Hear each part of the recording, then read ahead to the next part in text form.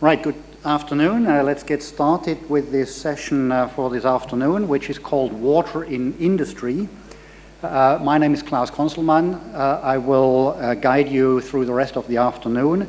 I'm representing here the Nestle Group, Food and Beverages. I had already ample opportunity this morning to talk about water in the food industry, whereas the focus this afternoon is water in oil and gas and in district cooling, which are two subjects I know nothing about, which means that I will limit myself to be the timekeeper for this afternoon. And since I'm Swiss and I've got a Swiss watch, I will try to do that very strictly.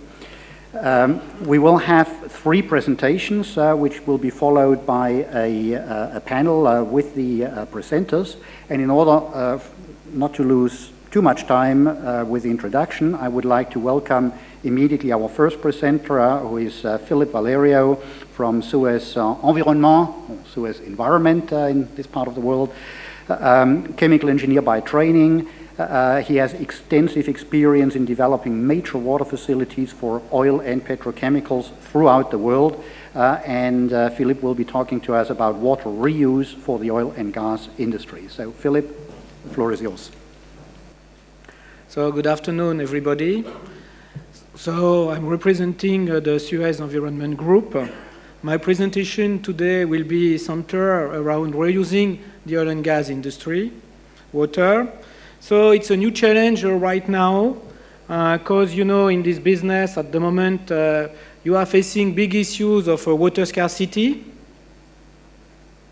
So as such, as an agenda, I'm proposing to you a very short brief on what Suez Environment is, just to introduce ourselves.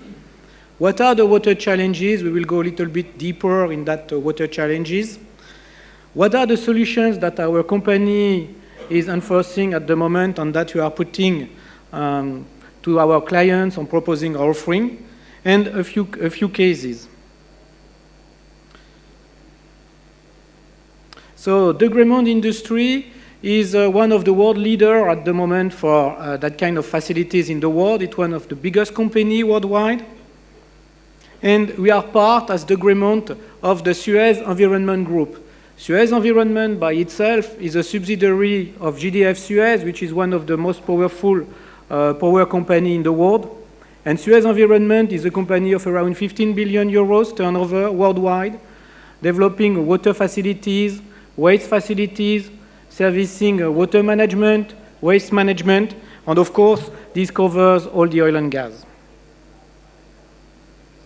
We have around 80,000 employees worldwide.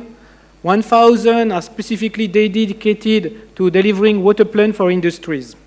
As you see in these brief references, we are working on the left side of my side to, let's say, all the major companies, including the ones in this part of the world. So let's go today to the topic, which is our subject. So what are the water challenges oil industry is facing?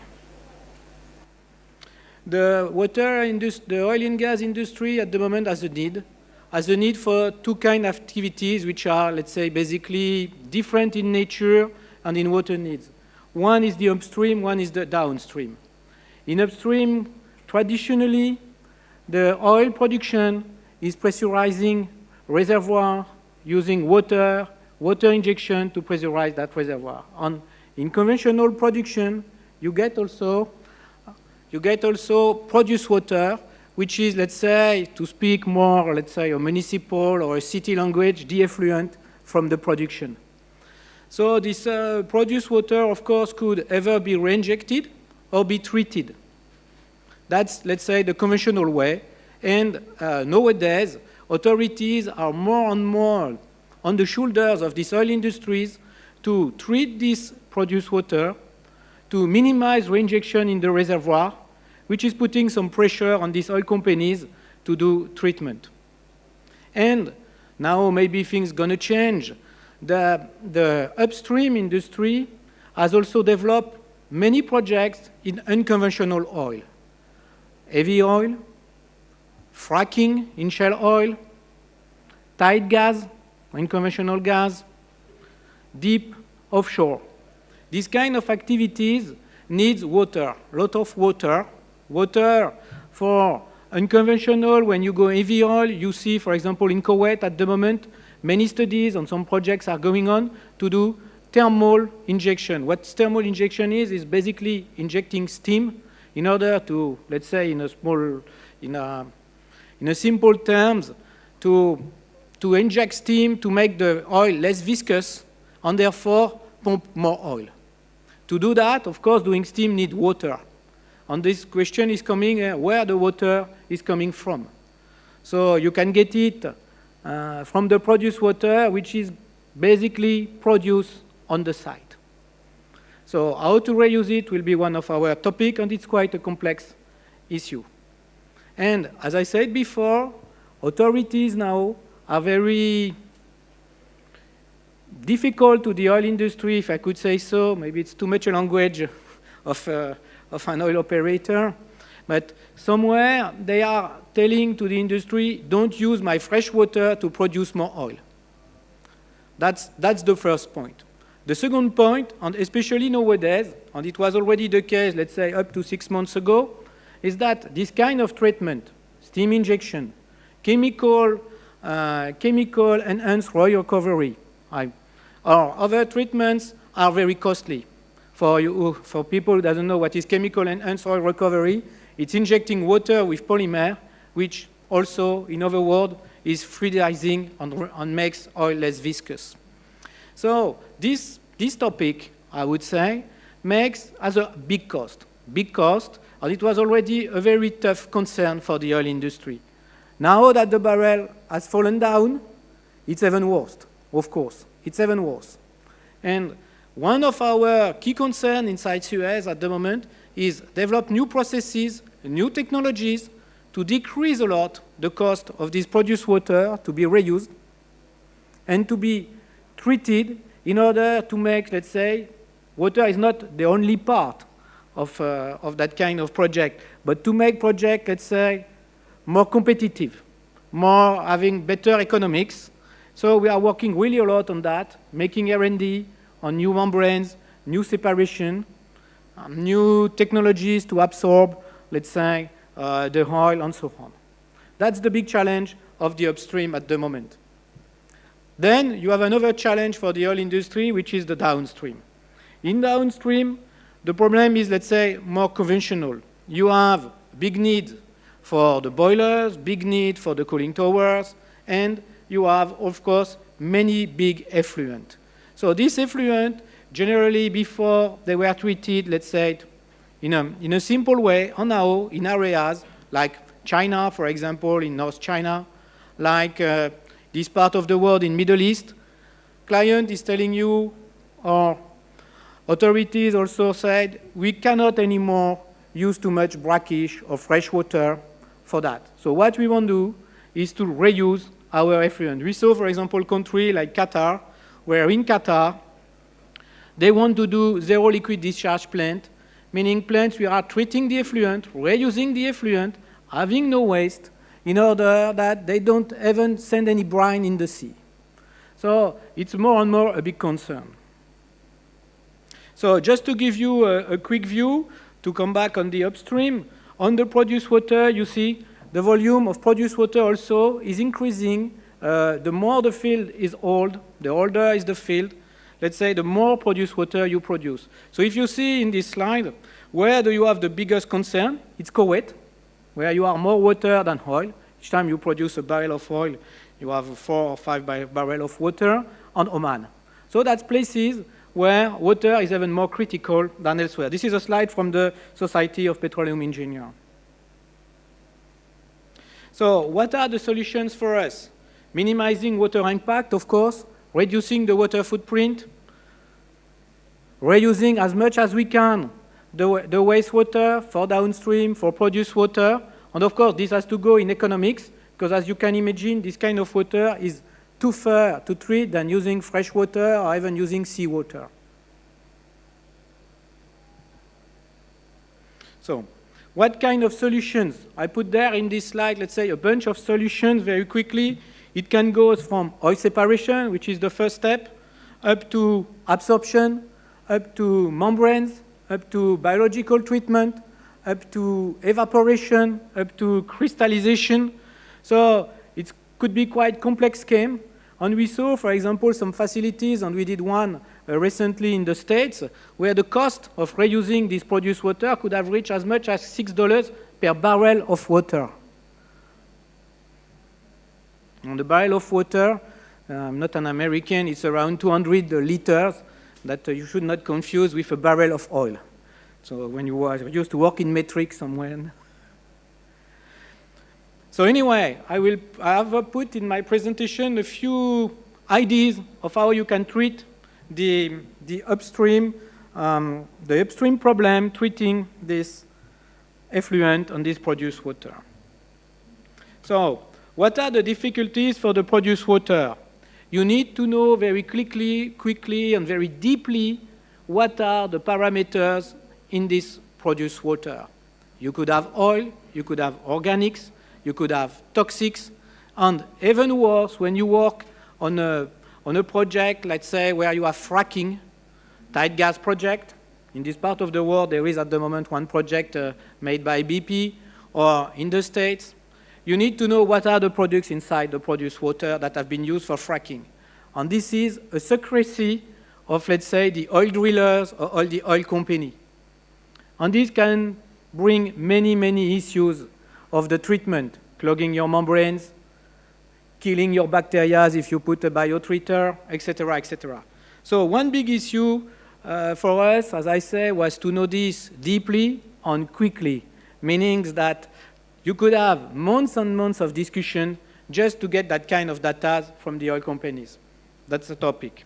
The second topic, of course, is try to reuse it in order to become, let's say, an operation facility. And to make that an operation facility means that for having that kind of project, it's also an authority concern in a way that they don't authorize deep well injection with the risk for the aquifer and so on.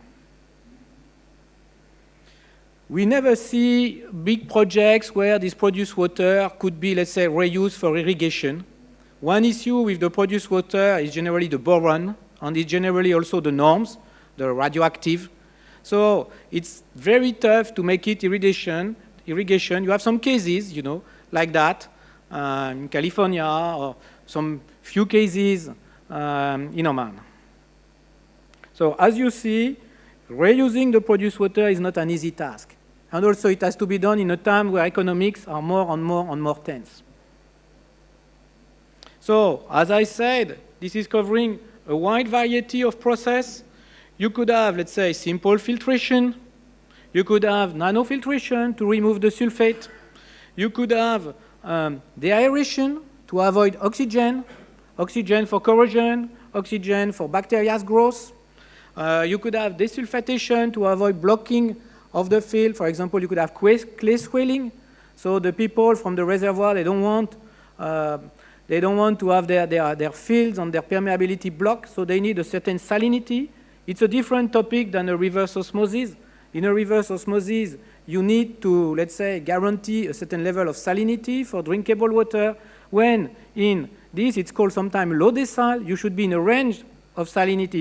If you are not enough salt, then you are killing the ionic equilibrium in the reservoir. So you should be in a range, let's say, for 500 ppm to 1,000 ppm of TDS. But if you give water at 200 ppm, it doesn't work, because your concern is to have an ionic equilibrium. So other solution, even more complex, if you have dissolved hydrocarbons, could be absorption of the dissolved hydrocarbon. Benzenes, betics, aromatics, and this is very toxic components. And these very toxic components you need to treat, especially for gas fields.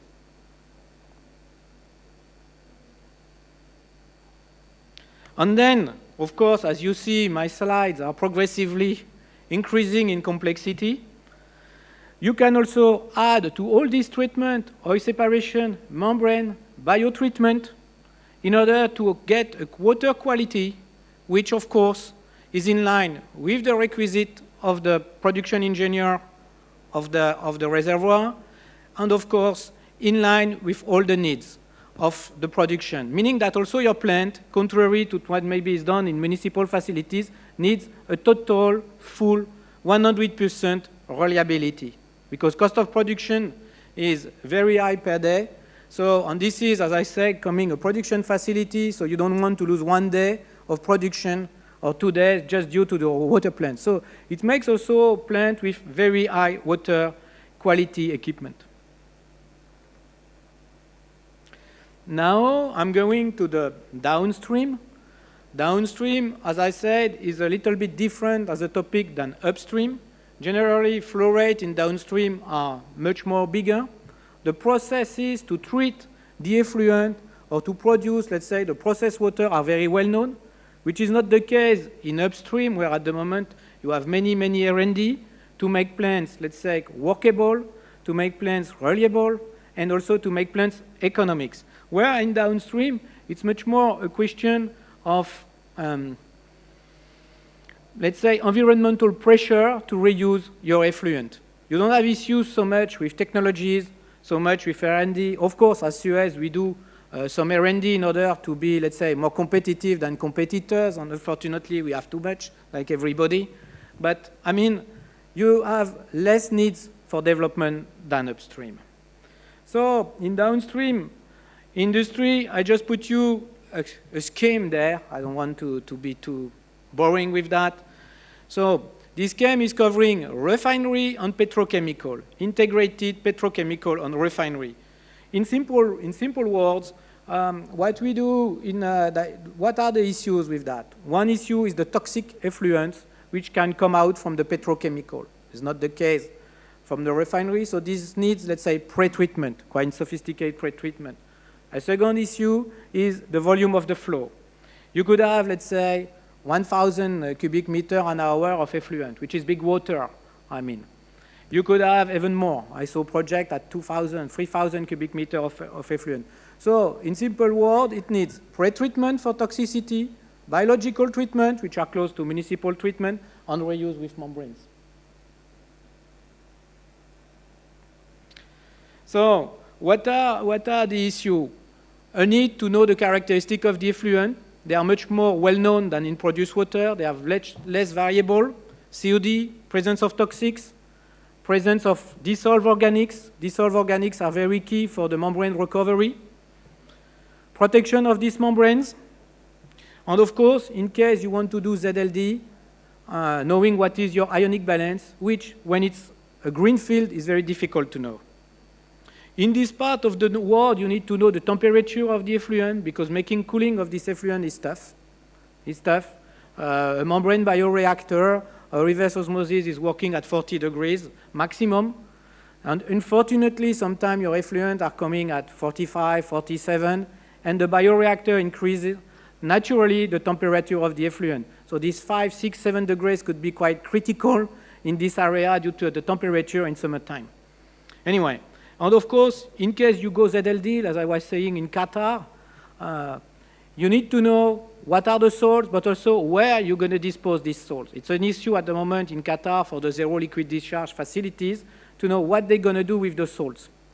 And you have, let's say, more than 2 years discussion around about the Qatari law, should it be ZLD or close to ZLD, because after that, they don't know what to do with the salt. So, I will present you quickly some references that we have in that field. And as you see, inside Suez, we are offering Everplant with their services. Operating that kind of plant is not necessarily easy, even if it's, let's say, a unit process operation, but even refineries or oil producers are sometimes interested to give us the operation of the facility, because it's quite a different business of what they are used to do. So this is few cases, you know. One case is a plant in Azerbaijan that we have recently delivered to BP.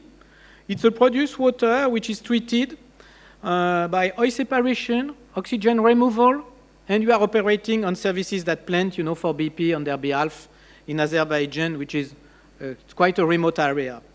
We have plants more conventional in Russia, where, let's say, it's a conventional treatment, but then, due to the nature of this produced water, we have a biological treatment. You should know also that one field to another, produced water is not easy comparable between one field to another. This is some plant that I put there in Venezuela because it's heavy oil. This kind of project nowadays won't be easy, you know, to do, just due to the economics.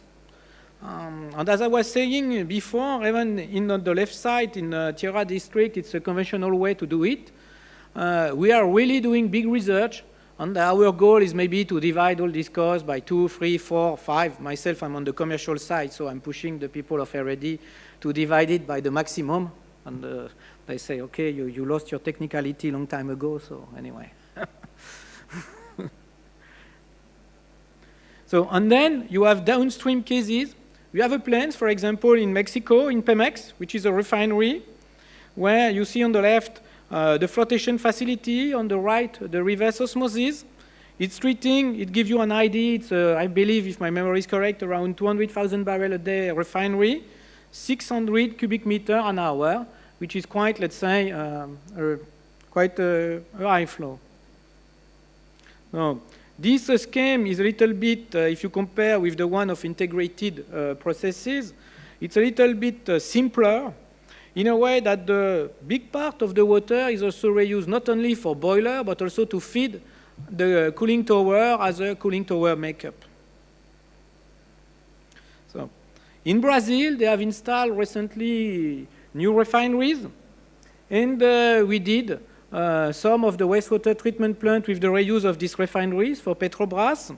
You have the 3D model on the left side. This is just the reuse part, you know, that you see for 900 cubic meter an hour, which means around 30,000 cubic a day, with reverse osmosis, filtration, and so on. And as I was saying before, the big difference is, if you compare this kind of project towards a municipal project, is that the plant should be 100% reliable, in a way that they cannot stop or have any interruption of the water delivery for the refinery. So here is the scheme. It's, let's say, not so far away from what you can see in some municipal reuse with ultrafiltration, combining ultrafiltration with demine, with mixed bed, or with reverse osmosis. This is a massive plant that we recently did for PetroChina. It's a petrochemical complex where we are treating, of course, the wastewater of the petrochem, the wastewater of the refinery, and as you see, we are reaching quantities up to 1,500 cubic meter an hour. We have also a part which is the high salty wastewater in the refinery. They receive crude, which has some salt, and the salt, after the desalter, of course, is coming straight to our effluent. And this is producing a lot of sludge, and this sludge is burned in a fluid bed incinerator of one of our key equipment called the Thermilis. So this plant is now in service. We hope maybe to get the operation. That's another concern. As you see, it's quite complex. In order to make that reliable, the most difficult part was to know the toxics in the effluent in this plant. So it was long talk with PetroChina to know what are the toxics, which kind of pretreatment we have to do. At the moment, myself, I'm following a big project for a new petrochemical plant in Asia, where with the client in this, let's say, request for quotation, there is 30 pages where to conclude that basically he doesn't know, and he let us find the solution. So it's quite difficult sometimes also to develop that kind of project, let's say, in a manner where you should, during the project execution, predict, let's say, changes and avoid to be, let's say, far above budget or whatever. So this is something more conventional, a reuse after a biological treatment for a refinery in Italy. This is a refinery from ENI, of course. Ultrafiltration, reverse osmosis, filters. The GAC filters are there to absorb, let's say, the hydrocarbons and to, of course, increase the recovery. One key concern in that kind of activities is which level of recovery of this water you want to reach, because there is a big gap in technology, let's say, between recovering 70% water in your effluent, which is not too difficult to reach and give you a cost, or recovery 80 and then 90. If you go above 90, 95, it means evaporator, and you basically double your cost. So it's much more an environmental concern than money, let's say, concern. So here is the scheme. Membranes are from a GE. In that case, it is a submerged membranes, which is, let's say, in most of the plants in the world done by ourselves and our competitors as well, most of are done with submerged membranes. So as a conclusion, in order to conclude, and I have just 5 minutes left, we could say that at the moment, to minimize water impact, all the technologies exist. As I said to you on upstream and in produced water, the biggest issue is the cost of implementing this technology, and sometimes also the second issue is that from one reservoir to another, you cannot easily duplicate the results from let's say, one oil field to another field. Myself, I made some tests on the membranes on an oil field in the past, and it was for a French oil company, so you can guess whom. And it was working on one, let's say, part of the reservoir. We transferred the pilot 5 kilometers away, and then it was not working anymore. So that's a difficulty in the upstream. And of course, this difficulty, as I said, is increased right now by this, let's say, law, depending who you are, of the oil barrel, which means that you should really decrease the cost of this treatment. After that, you need, of course, some technical expertise. It's a mix between, let's say, water technologies and chemical engineering. But as you know, we have many experts. So I would say that any kind of project we can handle, and I will have concluded my presentation for today. Thanks a lot. Thank you very much, Philippe, for this great presentation, and also thank you very much for being on time, which allows the program to continue as scheduled. We don't take any questions now, but we will have all the speakers on the panel later on, which might be an opportunity to have further discussions there. As the next speaker, I would like to introduce now George Berbari. He is a Swiss-trained mechanical engineer from Lebanon. He's a founder of a consultancy specialized in district cooling district services, green building design, including for the New Kingdom Tower in Jeddah. And George has really been a great pioneer in introducing district cooling to the Middle East for more than 20 years. Please. Thank you, Dr. Klaus. District cooling made big impact in the Middle East, but from the beginning, the use of water was highly controversial, especially in an arid area like the Gulf, where water was equal life and wasn't abundant. From the beginning, we had to do feasibility study for the government here, along with Booz and Co. When I was in Tabrid. And we proved that, yes, it consumes water, but the environmental benefit and the economical benefit is much bigger in saving power. So that said, it went through, but recently we start getting concerns, and we wrote the regulation for Dubai government, for DIWA, to enforce the use of non-desalinated water in district cooling. In Abu Dhabi, the law is there, but the SE is not available, so it's temporary now. We helped Ashghal in Qatar to enforce the use of TSE water in district cooling. So we see now more and more in the Middle East founding alternatives for that. And Saudi Arabia, one of the biggest market, National Water Company, was established 5-6 years ago to sell TSE water, which made water-cooled system possible in Riyadh, where before it was banned to use fresh water in district cooling. Same thing in Bahrain. It is banned, and that's why there we use seawater over there. District cooling typically use it in cooling tower. And when we do that, the water temperature coming from cooling tower in the Gulf, in the coastal area, is typically around 34 to 35 degrees centigrade, which is much cooler than the ambient temperature of 45, 46. And that's how district cooling saves 45% power, because the compressor has to do less lift and hence consume less power. And that's why water-cooled are being promoted. We have several systems not to use the fresh water in district cooling. We have direct seawater one way through. We bring water from the sea and reject it to the sea. We have seawater cooling tower that can use directly saline water in evaporation. And we have desalination via RO plant, or also now new technologies such as not reverse osmosis, but forward osmosis that consume half the power of RO plant. Maybe in the future we are seeing nanotechnologies that even saves more in desalinating salt water. And we have the treated sewage effluent, which is becoming the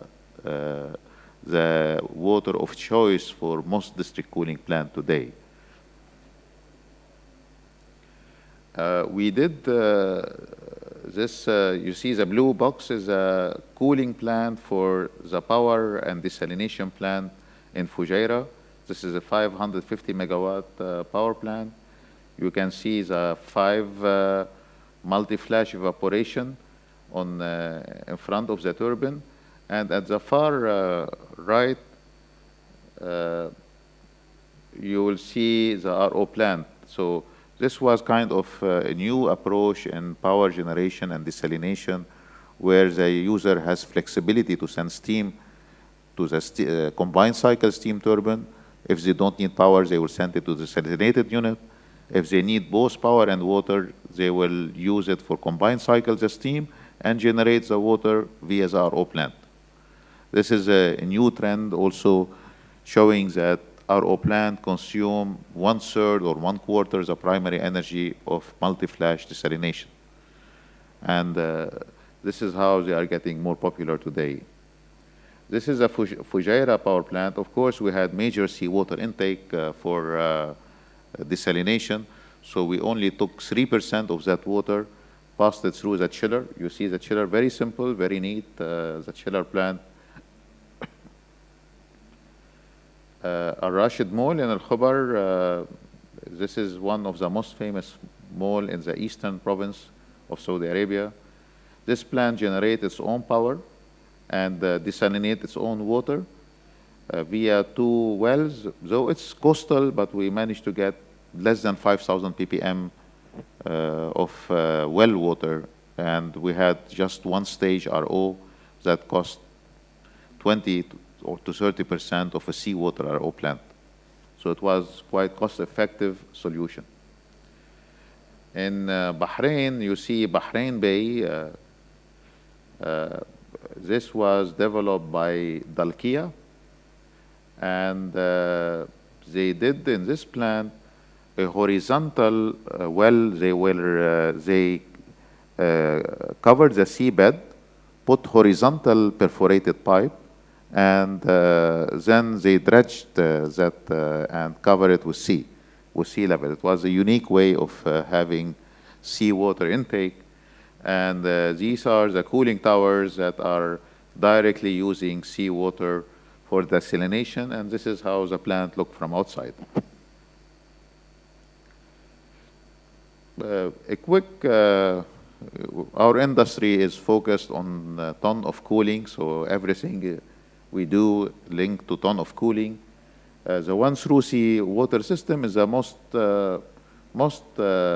costly system, and there are environmental regulation now in the Gulf limiting you to discharge at temperature no more than 2 degrees centigrade and that you intake it. So that many times you have to mix it with seawater to achieve and to meet environmental concern. And also it has the highest operating penalty. So that's why you see it's rarely used unless the example I showed you, seawater was quite abundant in a power plant, and we took a very small portion. The second one, the sea water cooling tower, is the second most expensive, with $400 per ton capital investment, and the penalty would be 54 watt per ton. Typically, district cooling consume around 900 watt per ton. So you can see these penalties are severe. It's like the first one, 8%, and the best one would be 1.5%. The RO plant goes next with $300 per ton, 52 watt per ton penalty. TSE water with polishing plant, $100, and penalty of 15 watt.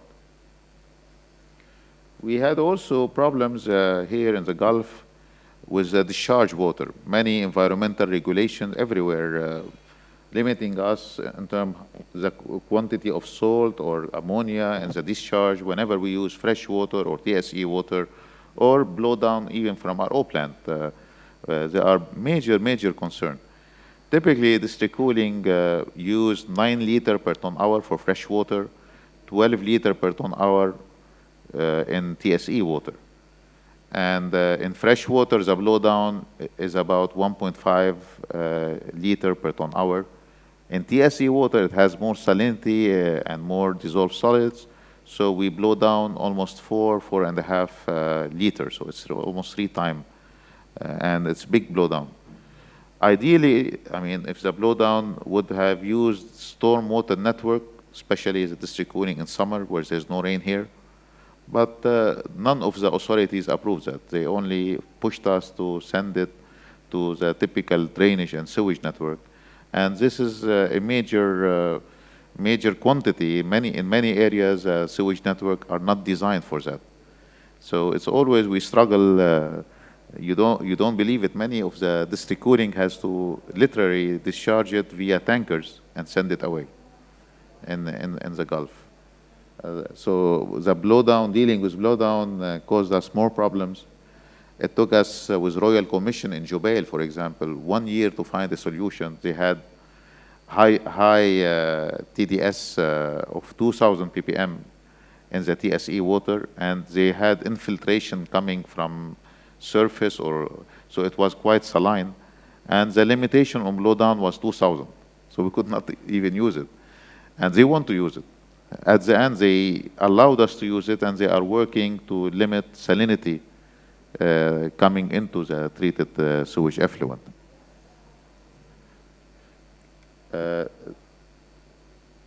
Typically, TSE cooling tower reject 0.02 GPM per ton, most likely to the city sewer. Many regulations have restriction, as we said. Impact of thermal storage. Many times we say thermal storage save us capital cost and level the power. You can see in typical air-cooled system, for example, it consumes 21 megawatt. Water-cooled system consume around 11. If we use thermal storage, we flatten the load. We store water, chilled water at night, and we use it during peak. This is called load leveling technique. This would reduce the peak demand to 9,500 kilowatt, or almost it reduced 60% the peak demand of electricity when we do that. But one beauty also about thermal storage, when we produce water at night, it is colder and more humid. Hence, we save 6% power, and we save 6-7% of water as well, because the ambient air is quite humid. And I just want to highlight this today in this water summit.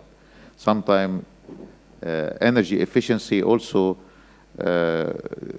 combine both power saving and water saving. And also when we use less power, we need less heat rejection, and that again conserve water in the cooling tower. So it's kind of double sweet use, or triple, because even this one reduce capital cost by 15% and reduce operating cost. So it's no brainer, but it took me 15 years of preaching until I forced it in regulation in Dubai, where all district cooling plant above 10,000 ton should use TSE storage, thermal storage technology. And I was really fought very hard by the utilities themselves, the district cooling utility, I found it strange, if something that saves both capital cost and operating cost, why people should fight it. And I found out is lack of comfort zone, and really we still are suffering from ignorance, I would say, to put it softly, in this industry. And sometimes that's why every industry need a leader that push it through despite all resistance, and push it into the right direction. I also, because focus on district cooling was on water more than power, and luckily my colleague has highlighted the use of water and so we use really water in power generation and fuel production and processing, if you see it by Degremont now quite extensively, and people forget that. When we save power, also we save water, because whether it is upstream, downstream, or in the power plant itself, all of them use water industry. And I extracted this water use in power generation and fuel production, and you can see per kilowatt or per megawatt or per kilowatt, you can see it's varying lowest as 4 liter per kilowatt to the highest of 4 liter per kilowatt. So from 0.4 to 4 liter per every kilowatt hour we produce, we consume power. And when we conserve power, we save water as well. So water-cooled system saves around 700 to 800 watt per ton of cooling, while requires 54 watt to desalinate seawater, resulting in net power saving of 646 to 746 watt. Is the water consumption water-cooled system an area of over-concern or fully justified? A question to you. It should be a concern, but I think here there is more focus on it than the power saving, and I think we need a balance. Of course, we need to conserve water, no doubt, but we also have to conserve power, which is not happening as fast as we wanted here in the area. Is the current power saving by district cooling sufficient? We claimed 15 years ago we are saving so much power, and today my message to the industry, our industry, is that it's not sufficient anymore. And we need to follow a different approach. And the last thing, district cooling till now have not used any renewable energy in the Middle East. And we started doing that by our latest award-winning project in Oman, where we are, you will see it later. This is the most efficient project in the world in trigeneration. We took it into extreme engineering, where we are generating power, synchronizing it with 1 megawatt photovoltaic, and synchronizing with the grid, and having 87% efficiency, which many people maybe have achieved 90, but they did that for heating. Now, we have maximized the conversion of heating to cooling by using the new technology of triple effect absorption chillers, put in series with series counterflow centrifugal chillers, put in series with thermal storage. And you can see the rivet modeling is like almost photos, and it shows how simple it is. You see this is a white tank at the end. It looks nice, it has insulation and cladding, and the building can look like any office building, and this is inside a city. So normally the triple effect absorption chiller, which is recently developed in the last 2 years, has a COP from gas to cooling. Every kilowatt of gas gives us 1.75 to 1.8 kilowatt of cooling. This project even managed to double that. We managed to take the COP to 3.5. To my knowledge, this is the highest efficiency in the world. Never before anybody has attempted these numbers. And you see these numbers were done by moderately efficient engines, because at this small size of 1.4 megawatt, the highest efficiency we could get around 42%. If we had larger engines, we could reach 49% efficiency.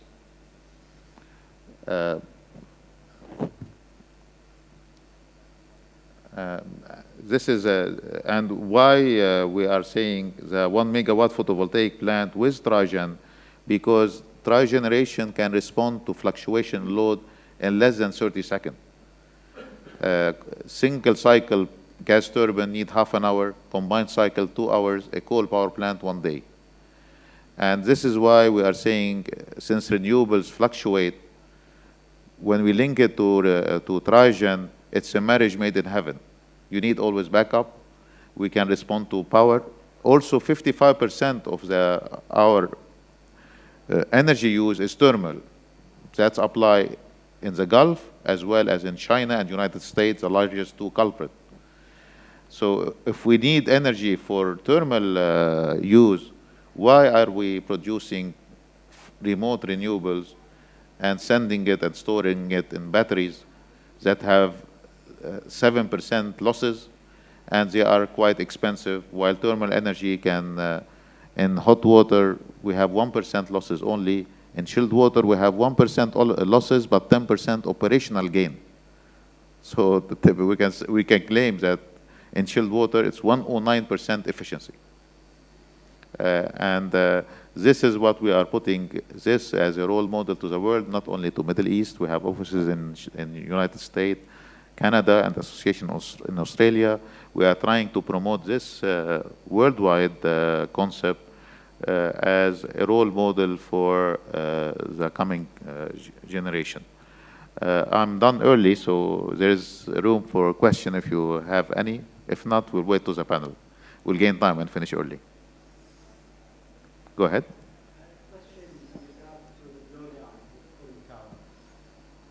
You said from the district cooling you have some blowdown. Sure.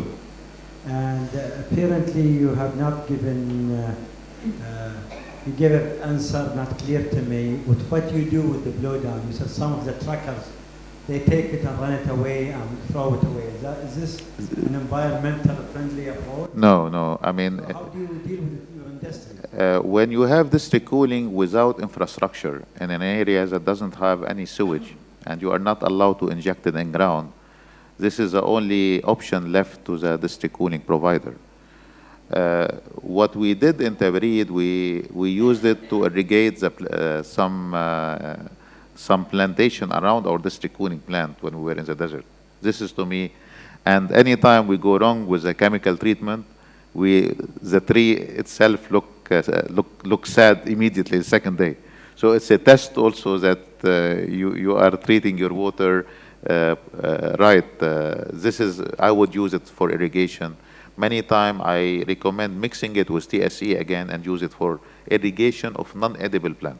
This is the best approach to deal with blowdown. I have a question if I may. For this gentleman, you mentioned about the combination of bio and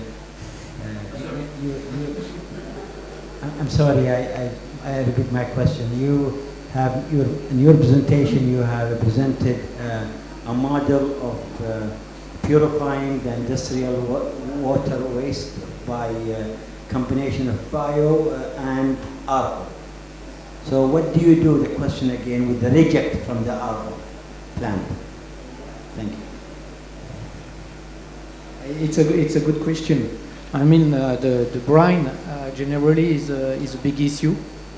So with the brine, you have two ways. Sometimes you simply reject in the sea if you are nearby. If it's an oil field, sometimes they inject simply the brine in the, let's say, underground, or you put an evaporator. And then, of course, the problem of the evaporator is then what you do with the salt, because you get a salt, and then the salt is a waste. So then you have to manage the waste, because nothing is disappearing, you know. So that's the point with the brine.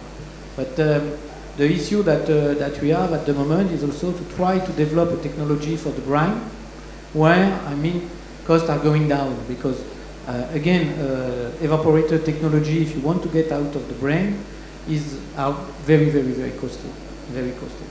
I mean, so that's where we work a lot at the moment.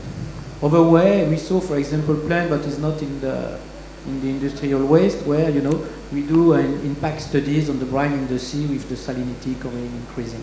But industrial wastewater is, if you can put the brine, let's say, in the sea, even if it's 2,000 cubic, it's complicated processly wise. But as soon as you are in the aero, the quantity of brine that you are putting back to the sea is very less compared to the massive seawater desalination plant for drinkable water. In Europe, the regulation calls for massive mass of salt. As long as you are not generating salt, they are fine. So if you take salt water, concentrate it, and return the concentrate to the sea, actually you haven't added salt to the sea in a way, but it will have some localized effect on biological life, yes. So you can mix it maybe and dilute it a little bit to reduce its impact.